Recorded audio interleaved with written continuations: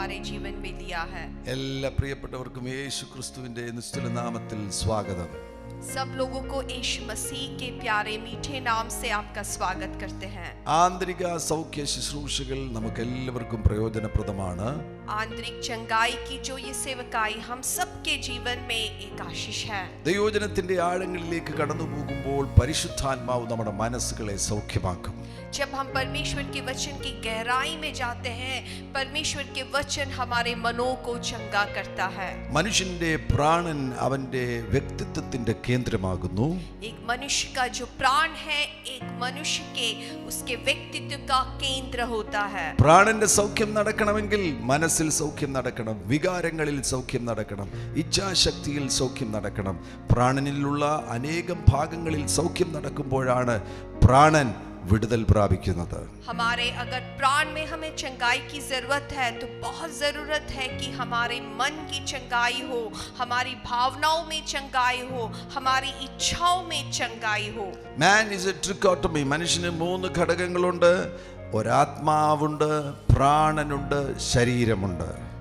मनुष्य जो है वो 3 भाग में हम उसको बांट सकते हैं। मनुष्य के अंदर एक शरीर है, एक प्राण है, एक आत्मा है। ബാഹ്യമാകുന്ന ഈ ശരീരം മാത്രമാണ് നാം കാണുന്നത് എങ്കിലും നമ്മുടെ പ്രാണൻ, നമ്മുടെ ആത്മാവ് നമ്മുടെ വ്യക്തിത്വത്തിന്റെ ഭാഗമാകുന്നു.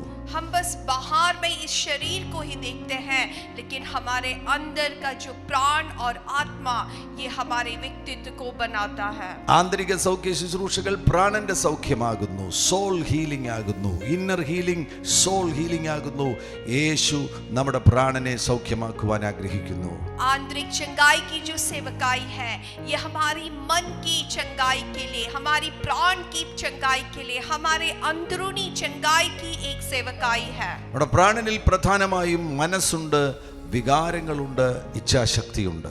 हमारे प्राण में खासकर हमारे मन है, हमारी इच्छाएं हैं और भावनाएं हैं। മനസ്സ് ഏറ്റവും പ്രധാനപ്പെട്ട മേഖലയാകുന്നു. മനസ്സെന്ന് പറയുന്നത് നമ്മുടെ ബുദ്ധിയും നമ്മുടെ ചിന്തകളുമാകുന്നു. ഇന്റലക്റ്റും തിങ്കിങ്ങുമാകുന്നു നമ്മുടെ മനസ്സെന്ന് പറയുന്നത്. उसमें सबसे खास होता है हमारे मन में हमारी बुद्धि, ज्ञान, ये सब है। മനുഷ്യന്റെ ചിന്തകൾ മനസ്സുമായി ബന്ധപ്പെട്ടിരിക്കുന്നു. मनुष्य की जो चिंता है, सोचने की जो तरीका है, ये मन से जुड़ा हुआ है। ആ മനസ്സിനെ വേണമെങ്കിൽ നമുക്ക് 3 മുറികളായി, 3 തട്ടുകളായി തിരിക്കുവാൻ കഴിയും. हमारे मन को हम 3 कमरों के रूप में उसको हम विभाजित कर सकते हैं। ബോധ മനസ്സ്, ഉപബോധ മനസ്സ്, അബോധ മനസ്സ്, conscious mind, sub conscious mind, unconscious mind. उसमें चेतन मन, अवचेतन मन और अचेतन मन.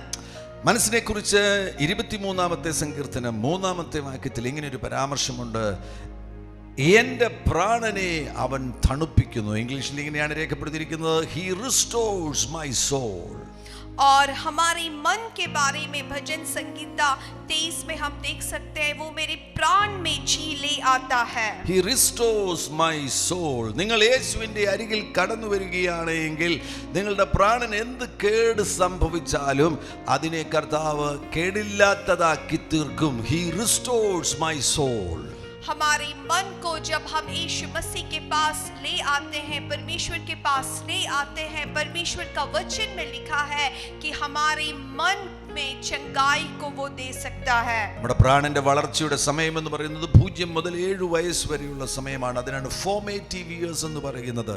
ആ സമയത്ത് ദൈവം ആഗ്രഹിക്കുന്ന നിലയിൽ ഈ പ്രാണനായി തീരുന്നില്ല എങ്കിൽ, കേടുവരികയാണ് എങ്കിൽ, ആ കേടുള്ള പ്രാണനോടുകൂടെ മനുഷ്യൻ തുടർന്ന് ജീവിക്കേണ്ടതായിട്ട് വരും. हमारी मन जो विकसित होने का समय वो 0 से लेकर 7 साल का समय होता है. अगर इस समय अगर आपके मन में चोट पहुंचा है, कई घाव है, तो उसकी चंगाई के लिए प्रभु के पास हमें जाना है. ആ ഫോർമേറ്റീവ് ഇയേഴ്സിൽ മനസ്സിന് കേടുവരുവാൻ, പ്രാണന് കേടുവരുവാൻ വളരെ സാധ്യതയാണ്. കാരണം കുടുംബത്തിലുള്ള സംഘർഷങ്ങൾ മൂലം മനസ്സിന് കേട് സംഭവിക്കും. സമൂഹത്തിലുള്ള സംഘർഷങ്ങൾ മൂലം മനസ്സിന് കേട് സംഭവിക്കും. പല സാഹചര്യങ്ങൾ മുഖാന്തരമായിട്ട് മനസ്സിന്, പ്രാണന് കേട് സംഭവിക്കുവാൻ സാധ്യതയുണ്ട്. അങ്ങനെ കേടുവന്ന് ആ പ്രാണനെ സൗഖ്യമാക്കുവാൻ ആർക്ക് കഴിയും? ദൈവത്തിന് മാത്രമേ കഴിയത്തുള്ളൂ. അതുകൊണ്ടാണ് വചനം പറയുന്നത്, ഹി restores my soul. उस जब विकसित होने का समय फॉर्मेटिव इयर्स में बहुत बड़ी संभावना है कि आपके उस मन में प्राण में कई तरीके से चोट आए, आपके पारिवारिक समस्या, सामूहिक समस्या, इन सब से आपके मन में चोट आने की बड़ी संभावना है। लेकिन इसको कौन चंगा कर सकता है? बस परमेश्वर ही इसको चंगा कर सकता है। റോമാലേഖനം 12-ാമത്തെ അധ്യായം 2-ാമത്തെ വാക്യത്തിൽ ഇങ്ങനെ ഒരു പരാമർശമുണ്ട്. ഈ ലോകത്തിന് അനുരൂപമാകാതെ നന്മയും പ്രസാദവും പൂർണ്ണതയുമുള്ള ദൈവഹിതം ഇന്നതെന്ന് തിരിച്ചറിയേണ്ടതിന് മനസ്സ് പുതുക്കി രൂപാന്തരപ്പെടുവീൻ. മനസ്സ് പുതുക്കി രൂപാന്തരപ്പെടുവീൻ.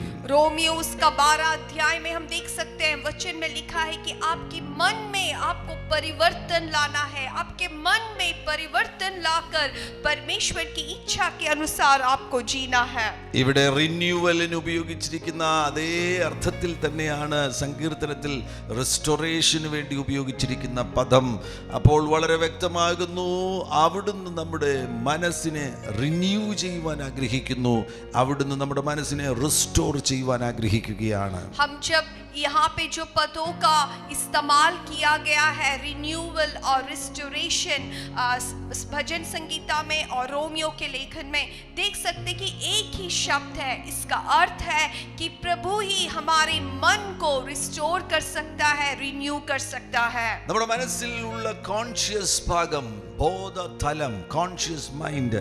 ഇപ്പോൾ നിങ്ങൾ ഇത് കേട്ടുകൊണ്ടിരിക്കുന്ന സന്ദർഭത്തിൽ നിങ്ങൾ ബോധതലത്തിലാണ് ആയിരിക്കുന്നത്. ആ സമയത്ത് നിങ്ങളുടെ ഇന്ദ്രിയങ്ങളെല്ലാം സജീവമാകുന്നു. ആ മെന്റലി വെയ്ക്ക് ആകുന്ന ആ ഒരു അനുഭവത്തിനാണ് ബോധ മനസ്സെന്ന് പറയുന്നത്, ബോധതലം എന്ന് പറയുന്നത്. अभी आप चेतन मन में है, आपके मन खुला हुआ है, आप सुन सकते हैं, आपके इंद्रिय सब अब जागृत है। ആ ബോധതലത്തിൻ്റെ തൊട്ടു താഴെയുള്ള മെന്റൽ ആക്ടിവിറ്റീസിന് നമുക്ക് വേണമെങ്കിൽ ഉപബോധതലം, സബ് കോൺഷ്യസ് മൈൻഡ് എന്ന് വേണമെങ്കിൽ പറയുവാൻ കഴിയും. Mental activity just below the threshold of conscious mind. और ये चेतन मन के ठीक नीचे ही हम ऐसे बोल सकते हैं कि वहां पे अवचेतन मन है, existing in the mind without entering conscious awareness. നമ്മുടെ ബോധതലത്തിലെ അവയർനെസ്സിലേക്ക് പ്രവേശിക്കാതെ ഒരുപാട് കാര്യങ്ങൾ നമ്മുടെ മനസ്സിൽ സംഭവിക്കുന്നുണ്ട്. ആ ഒരു സ്ഥലത്തിന് വേണമെങ്കിൽ നമുക്ക് ഉപബോധ മനസ്സെന്ന് പറയുവാൻ കഴിയും. ये हमारे चेतन मन के ठीक नीचे होते हैं। इस अचेतन स्थान पर भी हमारे मन में बहुत सारी क्रियाएं हो रही है, लेकिन ये सब हमारे चेतन मन में आने की आवश्यकता नहीं है। There are indications that the subconscious mind retain every thought, every sight, every sound. ഒരു വ്യക്തിയുടെ ജീവിതത്തിൽ ഉണ്ടായ സകല കാഴ്ചകളും സകല ചിന്തകളും സകല ശബ്ദങ്ങളും ഉപബോധ മനസ്സ് സൂക്ഷിച്ചു വെക്കുന്നു. എവിടെയോ സൂക്ഷിച്ചു വെക്കുന്നു, എവിടെയോ അത് റീറ്റെയിൻ ചെയ്തു വെക്കുന്നു എന്നാണ് ശാസ്ത്രം പറയുന്നത്. और जब साइंस ऐसा कहता है कि ये जो सबकॉन्शियस माइंड है, अवचेतन जो मन है, यहाँ पर हर एक विचार, हर एक दृष्टि, हर एक आवाज यहाँ कहीं ना कहीं इसको इकट्ठा कर रखा है. ഇനി മൂന്നാമതൊരു തലമാണ് അപബോധ മനസ്സെന്ന് പറയുന്നത്, അൺകോൺഷ്യസ് മൈൻഡ് എന്ന് പറയുന്നത്. അത് ഒരു ഇരുണ്ട മുറിക്ക് തുല്യമാകുന്നു. അവിടെയുള്ള കാര്യങ്ങളൊന്നും നമ്മുടെ ഓർമ്മയിൽ എത്താറില്ല. Part of one's mental life of which one is not ordinarily aware but which is often a powerful force in controlling behaviour. അവിടെയുള്ള കാര്യങ്ങൾ നമ്മുടെ സ്വഭാവത്തെ, നമ്മുടെ രീതികളെ സ്വാധീനിക്കുവാൻ സാധ്യതയുണ്ട്. और तीसरा एक तल है मन का, अवचेतन मन, अचेतन मन, अचेतन या बेहोश हम कह सकते हैं। ये जो तल है, यहाँ पर जो कार्य हो रहे हैं, ये हमारे चेतन मन में, या हम उसके बारे में जानते भी नहीं है कि उस तल में क्या क्या हो रहा है। लेकिन जो लोग इस मन के बारे में पढ़ते हैं, उनका कहना है कि ये अचेतन मन में जो बातें हैं, ये आपके स्वभाव को बहुत तरीके से प्रभावित कर सकते हैं. അമ്മയുടെ ഉദരത്തിൽ ഒരു കുഞ്ഞ് ഉരുവാകുന്ന സമയത്ത് തന്നെ ആ കുഞ്ഞിന്റെ മനസ്സ് രൂപപ്പെട്ടു തുടങ്ങുന്നു. एक बच्चा जब माँ की कोख में उत्पन्न होता है उस समय से उसका मन की विकास शुरू हो जाता है। അതിന് ഒരു നല്ല ഉദാഹരണമാണ് ലൂക്കോസിന്റെ സുവിശേഷം 1-ാമത്തെ അധ്യായം 15-ാമത്തെ വാക്യത്തില് ദൂതൻ വന്ന് സെക്കറിയാ പുരോഹിതനോട് ഒരു ദൂത് പറയുന്ന സന്ദർഭത്തിൽ ദൂതൻ പറയുകയാണ്, യോഹന്നാൻ സ്നാപകനെ കുറിച്ച് പറയുകയാണ്, അവൻ കർത്താവിൻ്റെ സന്നിധിയിൽ വലിയവനാകും, വീഞ്ഞും മദ്യവും കുടിക്കുകയില്ല, അമ്മയുടെ ഗർഭത്തിൽ വെച്ച് തന്നെ പരിശുദ്ധാത്മാവ് കൊണ്ട് നിറയും. और लूका उसका पहला अध्याय उसका 15 पद में हम देख सकते हैं जब जकरिया को परमेश्वर के दूत आकर यूहन्ना बपतिस्मा देने वाले के बारे में जब कहता है, उस वचन में लिखा है कि माँ के कोख में ही वो अपवित्र आत्मा से भरेगा. അതിന്റെ നിവർത്തീകരണമാണ് 41-ാമത്തെ വാക്യത്തിൽ സംഭവിക്കുന്നത്. മറിയുടെ വന്ദനം, മറിയ വന്ന എലിസബത്തിനെ വന്ദനം ചൊല്ലുമ്പോൾ മറിയുടെ വന്ദനം എലിസബത്ത് കേട്ടപ്പോൾ പിള്ള അവളുടെ ഗർഭത്തിൽ തുള്ളി, പിള്ള അവളുടെ ഗർഭത്തിൽ തുള്ളി എന്നാണ് അവിടെ രേഖപ്പെടുത്തിയിരിക്കുന്നത്. और इस वचन का पूर्तिकरण को हम उसके 41वें पद में देख सकते हैं. जब मरियम की आवाज एलिजाबेथ सुनती है तो उसके कोख में जो बच्चा था वो ऐसे जंप किया कर लिखा है. പുറത്ത് നടക്കുന്ന സംഭവങ്ങൾ അകത്തുള്ള കുഞ്ഞിനെ സ്പർശിച്ചു എന്നാണ് അത് വ്യക്തമാക്കുന്നത്. तो इससे क्या दिखाता है कि बाहर में जो बातें हो रहा है वो कोख के अंदर के बच्चे को स्पर्श कर रहा है. അത് വളരെ ശ്രദ്ധേയമാകുന്ന കാര്യമാകുന്നുവല്ലോ. ഗർഭപാത്രത്തിൽ കിടക്കുന്ന കുഞ്ഞിന് പുറത്ത് അമ്മയുടെയും പിതാവിൻ്റെയും ഒക്കെ പ്രതികരണം തിരിച്ചറിയുവാൻ അല്ലെങ്കിൽ അതിനോട് റെസ്പോണ്ട് ചെയ്യുവാൻ തക്കവണ്ണം കഴിയുന്നു എങ്കിൽ ആ കുഞ്ഞിന്റെ മനസ്സ് അവിടെ മുതൽ തന്നെ രൂപപ്പെട്ടിരിക്കുന്നു. तो यह बहुत खास है, हमें यह ध्यान देना है. अगर एक बच्चा जो माँ के कोख में ही है लेकिन वो बच्चा बाहर में उसके माता पिता दूसरे लोगों के प्रतिकरण को वो अनुभव कर सकते हैं, तो ये दिखाता है कि उसके मन किस तरह से विकसित है. അത് വളരെ വ്യക്തമാകുന്നു. അതിനാൽ ആ കുഞ്ഞു വളരുന്ന സമയത്ത് തന്നെ മാതാപിതാക്കൾ ശ്രദ്ധിക്കണം, ഭവനത്തിൽ ഒരു നല്ല അന്തരീക്ഷം ഉണ്ടാകണം. ആ ഉദരത്തിൽ വളരുന്ന കുഞ്ഞിന് ഭവനത്തിന്റെ ഉള്ളിലുള്ള കാര്യങ്ങളോട് പ്രതികരിക്കുവാൻ കഴിയും. इसलिए हमें बहुत ध्यान देना है, जब एक बच्चा माँ की कोख में उत्पन्न होता है उसी समय में बहुत जरूरी है कि हमारे परिवारों में हमारे घरों में वहाँ का वातावरण बहुत नियंत्रित हो. ഒരു ഉദാഹരണം പറയുകയാണ് എങ്കിൽ മദ്യപാനിയാകുന്ന ഒരു ഭർത്താവ് മദ്യപിച്ചതിന് ശേഷം ഗർഭിണിയാകുന്ന ഭാര്യയുടെ അരികിൽ വന്നിട്ട് നിന്നെയും ഞാൻ കൊല്ലും, നിന്റെ വയറ്റിലുള്ള കുഞ്ഞിനെയും ഞാൻ കൊല്ലുമെന്ന് പറയുന്ന സന്ദർഭത്തിൽ ആ അമ്മ മാത്രമല്ല, ആ മാതാവ് മാത്രമല്ല, അയാളുടെ ഭാര്യ മാത്രമല്ല ഭയപ്പെടുന്നത്, ഉദരത്തിൽ കിടക്കുന്ന കുഞ്ഞിലേക്കും ഭയം ഇറങ്ങിച്ചെല്ലുകയാണ്. तो उसका एक अच्छा उदाहरण है, एक शराबी एक व्यक्ति अपने घर में आकर अपनी पत्नी से कहता है कि मैं तुम्हें भी मार डालूंगा, तुम्हारे कोख में जो बच्चा है उसको भी मार डालूंगा. ये शब्द सुनकर वो उसके पत्नी बस भयभीत नहीं हो रहा, लेकिन पेट में अंदर जो बच्चा उत्पन्न हुआ है वो भी भयभीत हो रहा है. ആ ഭയം ആ കുട്ടിയുടെ ഏത് ഭാഗത്തേക്കാണ്, മനസ്സിന്റെ ഏത് ഭാഗത്തേക്കാണ് പോകുന്നത്? ആ സമയത്ത് കുഞ്ഞിന്റെ ഓർമ്മ സജീവമാകുന്നില്ല, ബോധതലം സജീവമാകുന്നില്ല. അങ്ങനെയെങ്കിൽ ആ ഭയം പോകുന്നത് കുട്ടിയുടെ അബോധ മനസ്സിലേക്കാണ്, അൺകോൺഷ്യസ് മൈൻഡിലേക്കാണ്. तो ये जब भय ये बच्चे के अंदर आता है, ये भय अभी किस स्थल पर, उसके मन के किस स्थल पर जा रहा है, क्योंकि बच्चे की याददाश्त पूरा नहीं है, बच्चे चेतन मन में नहीं है, तो अभी ये जो डर उसके मन में आया है ये किस स्थल में जा रहा है, वो अचेतन मन में जा रहा है. ഈ കുട്ടി വളർന്ന് വരുന്ന ഘട്ടത്തിൽ മാതാപിതാക്കൾ ശ്രദ്ധിക്കും, കുട്ടിക്ക് വല്ലാത്ത ഭയം. എന്താണ് അതിന്റെ കാരണം? അവർക്ക് മനസ്സിലാകുന്നില്ല. പക്ഷേ ആ ഭയം പ്രവേശിച്ചത് അമ്മയുടെ ഉദരത്തിൽ വെച്ചാണ്. ആ കുട്ടിക്കും അത് കണ്ടെത്തുവാൻ കഴിയത്തില്ല. ബോധതലത്തിൽ ഓർമ്മയിൽ പരിശോധിച്ചു കഴിഞ്ഞാൽ കുട്ടിക്ക് അത് കണ്ടെത്തുവാൻ കഴിയത്തില്ല. അത് പോയിരിക്കുന്നത് അൺകോൺഷ്യസ് തലത്തിലേക്കാണ്. तो ये बच्चा जब बढ़ता है, माता पिता देखते हैं, ध्यान देते हैं कि बच्चे के अंदर बहुत डर है. ये डर कहाँ से आया उनको नहीं मालूम, लेकिन इस बच्चा जब माँ के कोख में ही था वो डर आया है और वो अभी अचेतन तल में है. നമ്മുടെയൊക്കെ അൺകോൺഷ്യസ് മൈൻഡിൽ ഇതുപോലെ നമ്മൾ അറിയാതെ പല കാര്യങ്ങൾ കിടപ്പുണ്ട്. हमारे अचेतन मन में भी ऐसे कई बातें छिपा है जो हम भी नहीं जानते. ഓർമ്മ സജീവമായതിനു ശേഷവും നമ്മുടെ മനസ്സിനൊരു സംവിധാനമുണ്ട്. ആവശ്യമില്ലാത്ത കാര്യങ്ങൾ ഓർമ്മയിലേക്ക് വന്നാൽ വേദനിപ്പിക്കുന്ന കാര്യങ്ങളെ അബോധ മനസ്സിലേക്ക് ഞെരുക്കി ഇറക്കി കളയും.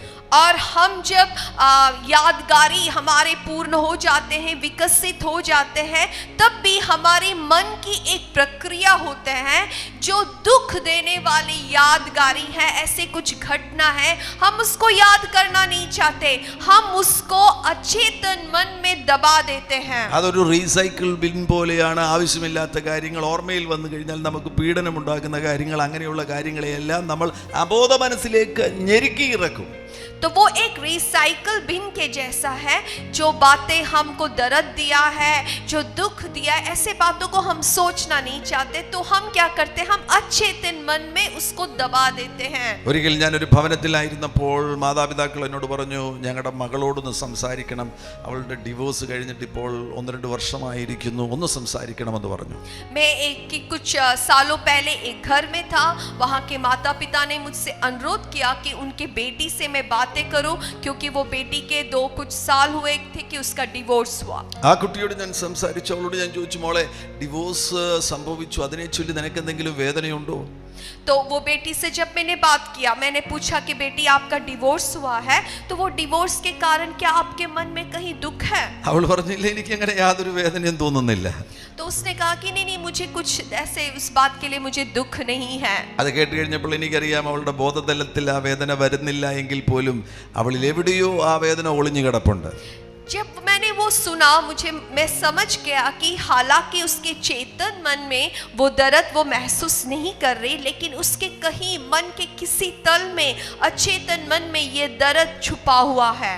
അതിനാൽ ഞാൻ അവളോട് വിശദീകരിച്ചു പറഞ്ഞു, മനസ്സിന്റെ ഘടനയെക്കുറിച്ചും നമുക്ക് സംഭവിക്കുന്ന കാര്യങ്ങൾ ചിലപ്പോൾ അബോധ മനസ്സിലേക്ക് പോകുവാൻ സാധ്യതയുണ്ട്. ഇങ്ങനെയുള്ള കാര്യങ്ങൾ ഞാൻ പറഞ്ഞപ്പോൾ जब मैंने इस बात को समझाने के लिए उस बेटी से बातें किया कि हमारे मन में ऐसे कई प्रकार के तल होते हैं, जो बातें सचेतन मन में नहीं वो अवचेतन मन में भी जा सकते हैं, कर जब मैंने उससे बात किया, അപ്പോൾ അവൾ പറഞ്ഞു, ആ ശരിയാണ് പാസ്റ്റർ, ശരിയാണ് പാസ്റ്റർ, സാധ്യതയുണ്ട്.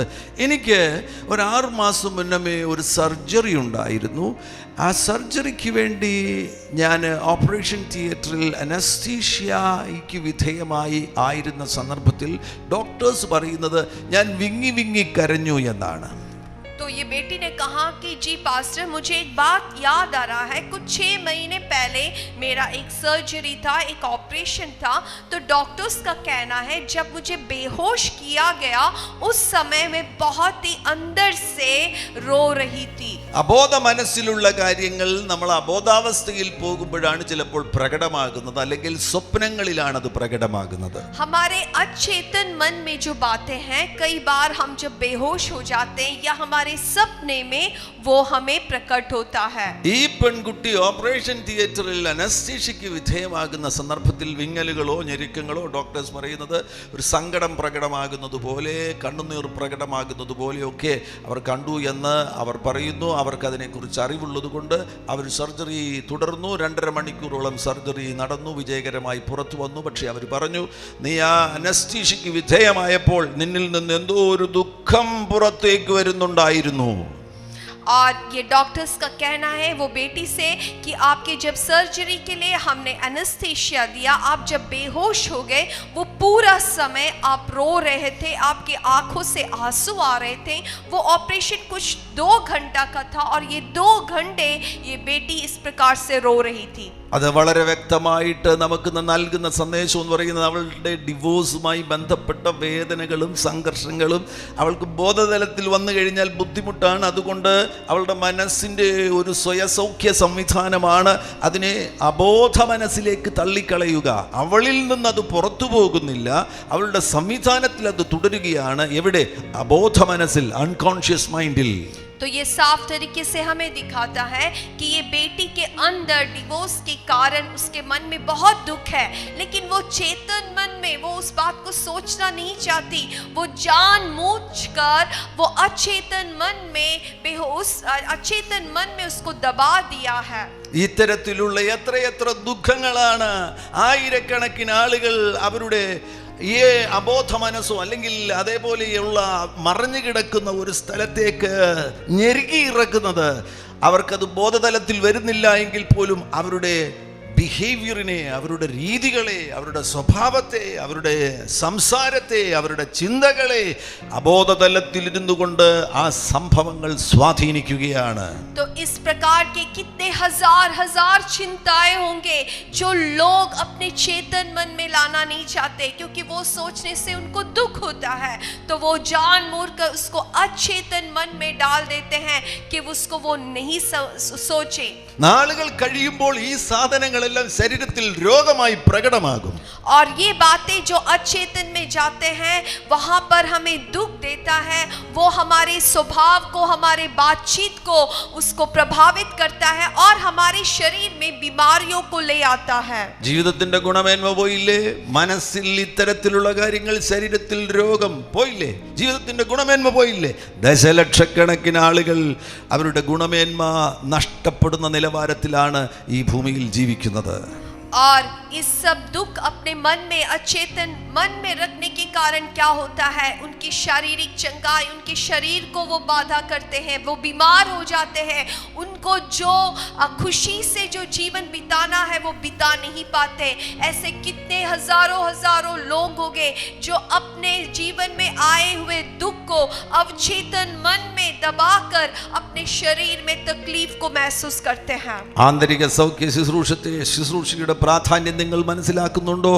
ഇത്തരത്തിലുള്ള കാര്യങ്ങളെ അകത്തുനിന്ന് പുറത്തെടുത്തു കളയുക എന്നതാണ് ഈ ശുശ്രൂഷയുടെ ലക്ഷ്യം. तो आंतरिक चंगाई की जो सेवकाई है, इसकी प्रमुखता ये है कि इस तरह की जो दर्द है, इस तरह की जो बात है जो आपके जीवन में दुख दिया है, आपके जीवन में हानि पहुंचा रहा है, उसको बाहर निकाल कर फेंक दे ताकि पूरी चंगाई को आप महसूस कर पाए. ആ ആവശ്യമില്ലാത്ത സാധനങ്ങൾ പുറത്തു പോയാൽ മതി. മരുന്ന് കൂടാതെ പല രോഗങ്ങളും സൗഖ്യമാകും. जो बातें आपको जरूरी नहीं है, वो बातें अगर आपके मन से निकल जाते हैं तो आपकी बहुत सारी बीमारी बिना दवाई खाकर आप चंगाई को प्राप्त कर सकते हैं. വൈദ്യശാസ്ത്രം പറയുന്നത് 85% രോഗങ്ങൾ സൈക്കോസോമാറ്റിക് രോഗങ്ങൾ ആകുന്നു എന്നാണ്. സൈക്കോസോമാറ്റിക് എന്ന് പറഞ്ഞാൽ സുഖേ, പ്രാണൻ അല്ലെങ്കിൽ മനസ്സ്, സോമ ശരീരം. കേവലം ശരീരത്തിൽ ഉണ്ടാകുന്ന രോഗങ്ങളല്ല, അതിൻ്റെ പിന്നിൽ മനസ്സുണ്ട്. സൈക്കോസോമാറ്റിക് രോഗങ്ങളാണ്. 85% രോഗങ്ങളും സൈക്കോസോമാറ്റിക് രോഗങ്ങളാകുന്നു എന്ന് വൈദ്യശാസ്ത്രം പറയുന്നു. मेडिकल साइंस का कहना है कि एक मनुष्य के शरीर में कम से कम 85% जो बीमारी होते हैं वो साइकोसोमैटिक बीमारी है. साइकोसोमैटिक का अर्थ है मन से जुड़ा हुआ बीमारी. അവ സൗഖ്യമാകണമെങ്കിൽ നമ്മുടെ മനസ്സ് സൗഖ്യമാകണം. മനസ്സ് സൗഖ്യമാകണം. മനസ്സ് സൗഖ്യമാകണം. മനസ്സിനെ സൗഖ്യമാക്കുവാൻ ആർക്ക് മാത്രമേ കഴിയത്തുള്ളൂ? യേശു ക്രിസ്തുവിന് മാത്രമേ കഴിയത്തുള്ളൂ. अगर आपको चंगाई की जरूरत है, बहुत जरूरी है कि आपके मन में चंगाई आए. वो चंगाई आपके मन में होना है और वो मन की चंगाई बस यीशु मसीह ही आपको दे सकता है. യെശയ്യാ പ്രവാചകന്റെ പുസ്തകം 61-ാമത്തെ അധ്യായം 1-ാം വാക്യത്തിൽ ഇങ്ങനെ യേശുക്രിസ്തുവിനെ കുറിച്ച് കാണുവാൻ കഴിയുന്നു. എളിയവരോട് സദ്വർത്തമാനം ഘോഷിപ്പാൻ യഹോവ എന്നെ അഭിഷേകം ചെയ്തിരിക്കൊണ്ട് യഹോവയായ കർത്താവിൻ്റെ ആത്മാവ് എൻ്റെ മേലിരിക്കുന്നു. ഹൃദയം തകർന്നവരെ മുറിവ് കെട്ടുവാനും, ഹൃദയം തകർന്നവരെ മുറിവ് കെട്ടുവാനും. എന്നെ കേൾക്കുന്ന എല്ലാ പ്രിയപ്പെട്ടവരോടും ഞാൻ വിളിച്ചു പറയട്ടെ, നിങ്ങളുടെ ഹൃദയത്തിൻ്റെ മുറിവുകളെ കെട്ടുവാൻ യേശുക്രിസ്തുവിന് മാത്രമേ കഴിയത്തുള്ളൂ. और एशिया नबी की किताब उसका 61 जो अध्याय है उसका पहले पद से हम देख सकते हैं यीशु मसीह के बारे में वहाँ लिखा है, प्रभु यहोवा का आत्मा मुझ पर है क्योंकि यहोवा ने सुसमाचार सुनाने के लिए मुझे अभिषेक किया है. मुझे इसलिए भेजा है मैं खेदित मन के लोगों को शांति दूं. जो लोग खेदित है, जो लोग मन में दुख को लिए हुए हैं, आपके लिए ये सुसमाचार है कि यीशु मसीह आपको चंगा कर सकता है. ശരീരത്തിൽ കത്തി കൊണ്ട് മുറിവുണ്ടാകുന്നത് പോലെയല്ല മനസ്സിൽ മുറിവുണ്ടാകുന്നത്. മനസ്സിലുണ്ടാകുന്ന മുറിവിനെ സൗഖ്യമാക്കുവാൻ ബെറ്റാഡിനോ ഈ വൈദ്യശാസ്ത്രത്തിൻ്റെ സംവിധാനത്തിലുള്ള മരുന്നുകൾക്കോ കഴിയത്തില്ല. एक शरीर में अगर एक घाव चोट मिलता है उस प्रकार नहीं होता। आपके मन में जब चोट आता है, शरीर की चंगाई के लिए आप बेटाडीन या कुछ दवाई लगा सकते हैं, लेकिन मन में जो चोट पहुंचा है उसको कौन चंगा कर सकता है? 147 സങ്കീർത്തനം 3-ാം വാക്യത്തിൽ പറയുന്നു, മനം തകർന്നവരെ അവൻ സൗഖ്യമാക്കുകയും അവരുടെ മുറിവുകളെ കെട്ടുകയും ചെയ്യുന്നു. भजन संगीता 147 में लिखा है कि जो लोग मन में टूटे हुए हैं उनको प्रभु चंगाई देता है. ഞാൻ വിശ്വസിക്കുന്നു ഇപ്പോൾ തന്നെ മനത്തകർച്ചയുള്ളവരുടെ അരികിൽ യേശു നിൽക്കുകയാണ്. ഇപ്പോൾ തന്നെ യേശു നിന്നെ തൊട്ട് നിന്റെ മനസ്സിന്റെ മുറിവുകളെ സൗഖ്യമാക്കുന്നു. मैं ऐसा विश्वास करता हूं कि यीशु मसीह आपके करीब है. जो लोग मन में टूटे हुए हैं, यीशु मसीह आपको छूकर चंगा कर रहा है. നിനക്ക് കണ്ടെത്തുവാൻ കഴിയാത്ത ഒരു സിറ്റി സ്കാനിങ്ങിനോ MRI സ്കാനിങ്ങിനോ എക്സ്റേ മെഷീനോ കണ്ടെത്തുവാൻ കഴിയാത്ത അബോധ മനസ്സിലുള്ള ആ വേദനകളെയും മുറിവുകളെയും യേശു അകത്തുനിന്ന് പുറത്തെടുത്ത് കളയുവാൻ പ്രാപ്തിയുള്ളവനാണ്. യേശുവേ എന്നൊന്ന് ഹൃദയത്തിൽ നിന്ന് നീ വിളിക്കുമോ? आपकी मन की जो दुख है, जो टूटापन है, कोई सीटी स्कैन में नहीं आ सकता, कोई एक्सरे मशीन नहीं ले सकता, लेकिन आपकी मन के जो टूटापन है वो यीशु मसीह देखता है. क्या आप यीशु मसीह कर कर पुकार सकते हैं? ദൈവത്തിന്റെ വചനമാണ് ഏറ്റവും നല്ല വാക്വം ക്ലീനർ. ഈ വചനം കേൾക്കുമ്പോൾ തന്നെ നിന്റെ മനസ്സിനകത്തുള്ള ചപ്പുചവറുകൾ, നിന്റെ മനസ്സിനകത്തുള്ള പൊടിപടലങ്ങളെ ഈ വചനം സക്ക് ചെയ്തെടുക്കുകയാണ്, വലിച്ചെടുക്കുകയാണ്. നീ പോലും അറിയാതെ ഒരു അത്ഭുത സൗഖ്യം മനസ്സിൽ സംഭവിക്കുന്നു. परमेश्वर का वचन सबसे अच्छा वैक्यूम क्लीनर है.